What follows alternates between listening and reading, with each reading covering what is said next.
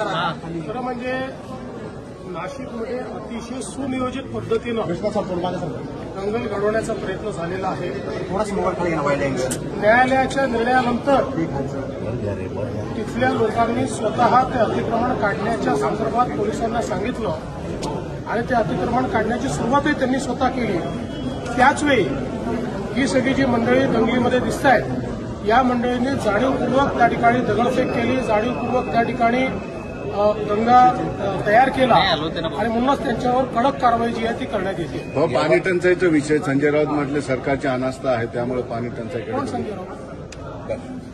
यवतमाळमध्ये एका 12 वर्षाच्या मुलीचा मृत्यू पाणी आणताना गेलेला आहे। त्याबरोबर 6 लोकांना चैन करावी लागते तिथं पाणी काढण्यासाठी। अनेक लोकांचा मृत्यू आहे। निश्चितपणे अशा जिथे टंचाई आहे तिथे आपण कलेक्टरला अधिकार दिलेले आहेत। कलेक्टरने त्या ठिकाणी टँकरद्वारे पाणी पुरवठा करायचा आहे किंवा त्या ठिकाणी ज्या काही वेगवेगळ्या पद्धतीने पाणी पुरवठा करता येईल तो करायचा आहे। आपल्याला कल्पना आहे की महाराष्ट्रामध्ये एप्रिल आणि मे हे 2 महिने असे असतात की ज्या काळामध्ये खूप भागामध्ये पाणी टंचाई तयार होते। प्रत्येक जिल्ह्याचा पाणी टंचाईचा आराखडा आपण तयार करतो।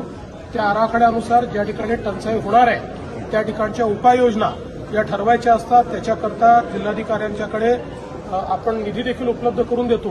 त्यामुळे अशा प्रकारची घटना जर कुठे होत असेल तर तिथे काय अडचणी आहेत ते आम्ही समजून घेऊ आणि त्यातनं मार्ग काढू। पण ज्या गावामध्ये हे सगळं घडलंय तिथं पंतप्रधानांची जी पाण्याची योजना आहे हर घर जल हर घर नळ ह्या झाल्या आहेत, मात्र तिथे बघा आता मला आगा माहिती नाही, पिछा माहिती नाही, कुठे झाला हे माहिती नाही, पण तुम्ही अगदी अरे पण तुम्ही सांगितलं म्हणून थोडं उत्तर देता येईल ना। मुळामध्ये मी तुम्हाला उत्तर दिलेलं आहे की जिथे कुठे प्रॉब्लेम असेल तो प्रॉब्लेम सॉल्व्ह करू आपण।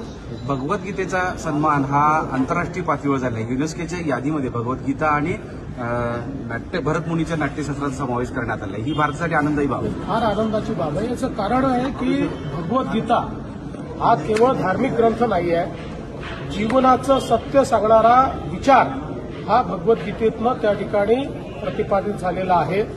आणि आपलं जे नाट्यशास्त्र आहे हे अतिशय प्राचीन आहे, त्यामुळे त्याला जर युनेस्कोमध्ये जागा मिळत असेल तर आपल्या सर्वांकरता ही अतिशय अभिमानाची गोष्ट आहे। डीएमआयसीच्या संदर्भात काही महत्वाचे निर्णय घेतलात आपण आणि ते मराठवाड्याच्या पुढच्या विकासासाठी अत्यंत महत्वाचे। मुळातच मराठवाड्यातल्या उद्योजकांनी अशी विनंती केलेली आहे की डीएमआयसी सोबत या ठिकाणी डिफेन्स क्लस्टर करता येईल का, अशा प्रकारचा एक विचार त्यांनी मांडलेला आहे। निश्चितपणे आम्ही तो पडताळून पाहतो आणि तो शक्य असेल तर आम्ही जरूर करू।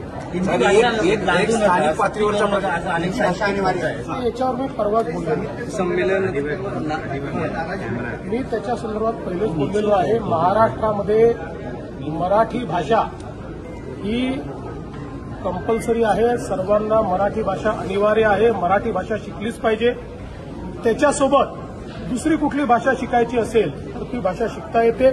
आणि मला कधी कधी आश्चर्य वाटतं की हिंदीला विरोध आणि इंग्रजीला का नाही, इंग्रजीला पालख्या आणि हिंदीला विरोध, हे कुठले विचार आहे? त्यामुळे मराठीला जर कोणी विरोध केला तर आम्ही सहन करणार।